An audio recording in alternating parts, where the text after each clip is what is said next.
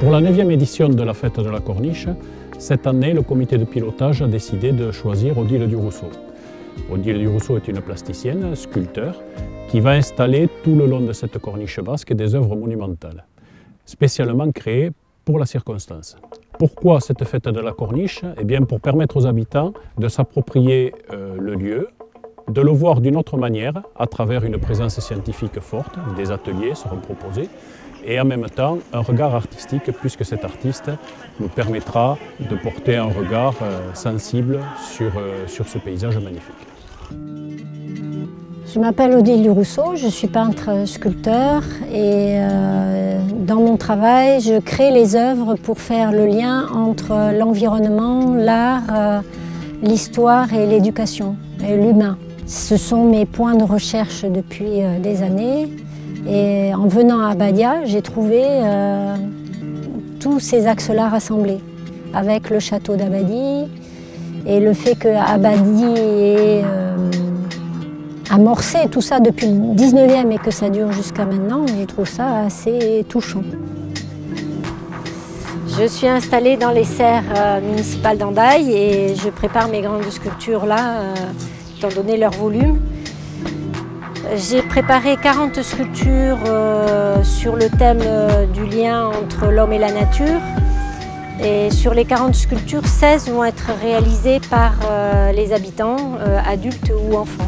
Donc je connais le CPIE pour avoir participé à nombreuses de leurs sorties et activités. Je trouve leur dynamique très intéressante. Et quand cet atelier a été proposé, j'ai pensé que c'était une façon de participer à toutes ces actions par rapport à la fête de la Corniche, qui est une très belle journée. Voilà, et j'aime aussi cet esprit là où on invite à participer, où chacun va donner un peu de ce qu'il peut, quand il peut.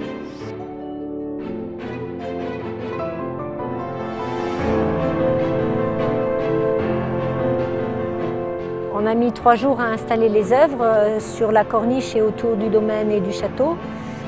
Donc sur la corniche, il y a plusieurs œuvres. Il y a une sculpture sur le blocos qui s'intitule L'Orgueil.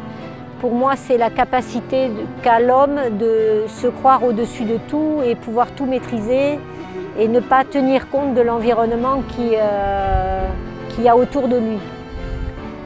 Ensuite, cette attitude, pour moi, génère l'autre sculpture qui s'appelle Fragilité, parce que s'il a cette attitude de domination et d'isolement, il génère sa perte, parce que ce sera la nature qui sera plus importante et pas l'homme.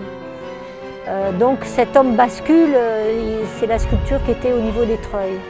En face, il y a un champ avec 10 sculptures qui, elles, sont plutôt avec des ailes qui bougent dans le vent. Et donc ça, c'est plutôt l'harmonie entre l'homme et la nature, enfin, la capacité qu'on a d'être aussi en harmonie. À Ashporotipi, il y a 19 œuvres qui ont été créées par les habitants, de personnages qui sont en train de se décomposer, de se désintégrer par morceaux. Et il y a quand même 3 personnages blancs qui sont, eux, bien droits, bien blancs, et qui montrent cette capacité qu'on peut avoir aussi à se remettre en cause, à se renouveler et à aller de l'avant. Ensuite, autour du domaine, j'ai travaillé le rapport à l'environnement complètement différemment.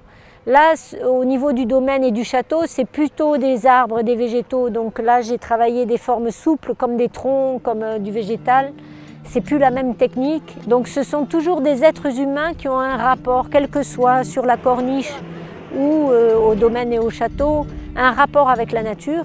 Et ils disent différentes choses. Donc là, c'est pas le lien avec la nature, c'est le lien entre humains, mais qui a rendu possible ce travail avec la nature.